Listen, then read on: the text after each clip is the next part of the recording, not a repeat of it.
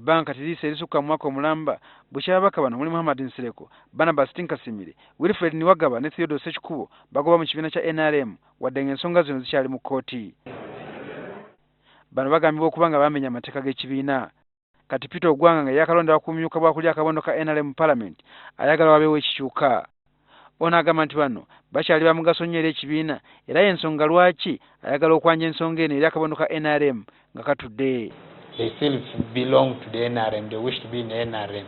It is a party which expelled them. They have their own reasons. So to me, I really want to appeal to the leadership of the National Resistance Movement that they should see the reasons of how to reconsider their decision and bring back our colleagues back to NRM than us remaining in the way of saying they should be expelled. Ogwanga agamba nti President Museveni asobodde okusonyiwa abantu bangi omuli n'abaalika bajjamula bakonyi wamu ne General Ssekikubo eyakadde okuva mukulu waŋŋangusa kwe yalimu nga n'olwekyo ne bano asobola okubasonyiwa bwe baba nga baliko be bazza.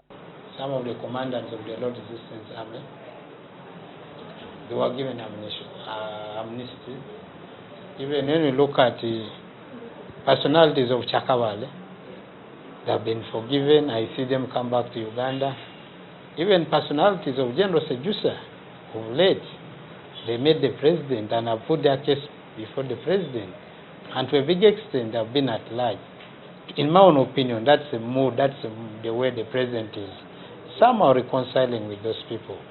Omubaka agamba nti ekiseera ky'okulonda ekijja kirimu okusomozebwa kw'amaanyi nga tewali nsonga lwaki ababaka bano abalina obuwagizi obungi baziimuulwa. For instance, let's look at Mohammed Nsereko. We need him to help us mobilize votes in Kampala Central, not only in Kampala Central, Buganda as a whole, not only in Buganda, country at large. Look at Honorable Niwagaba. Honorable Niwagaba is still a vibrant lawyer. Look at Ssekikubo. We need those leaders. We need those brains in NRM.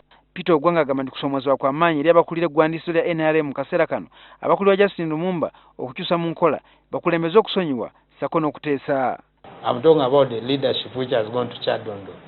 Can they also begin coming up with a mechanism of how to approach our colleagues, the four, discuss with them and see how can such matters be sorted out of court and those members are registered and they get back to the party. Tekimanyiddwa oba nga ababaka bano abakazi ba kere bakiwagi banaasobola okudda mu NRM gye boogereddwa ebikankana okumala ekiseera.